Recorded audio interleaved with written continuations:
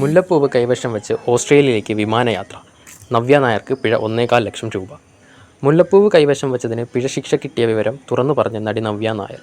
ഓസ്ട്രേലിയയിലെ മെൽബൺ രാജ്യാന്തര വിമാനത്താവളത്തിൽ നിന്നാണ് താരത്തിൻ്റെ കയ്യിൽ നിന്ന് പിഴ ഈടാക്കിയത്.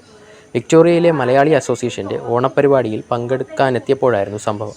ഓണപ്പരിപാടിയിൽ സംസാരിക്കവേ നവ്യ അനുഭവം പങ്കുവച്ചു.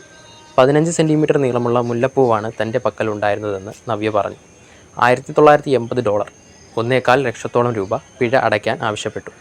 മുല്ലപ്പൂവ് കൊണ്ടുപോകാൻ പാടില്ല എന്ന നിയമം തനിക്ക് അറിയില്ലായിരുന്നു എന്നും നവ്യ വ്യക്തമാക്കി. ഇങ്ങോട്ട് വരുന്നതിന് മുമ്പ് അച്ഛനാണ് എനിക്ക് മുല്ലപ്പൂവ് വാങ്ങി തന്നത്. 2 കഷ്ണങ്ങളാക്കി മുറിച്ചാണ് എനിക്ക് തന്നത്.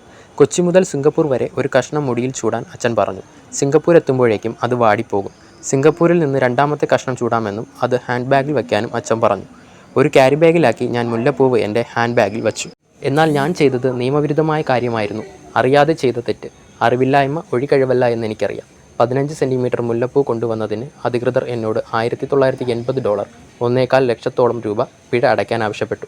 തെറ്റ് തന്നെയാണ് എന്നെനിക്കറിയാം. പക്ഷേ അത് മനഃപൂർവ്വമല്ലായിരുന്നു. 28 ദിവസത്തിനകം പിഴ അടയ്ക്കണമെന്നാണ് അവർ എന്നോട് പറഞ്ഞത്. നവ്യ നായർ പറഞ്ഞു.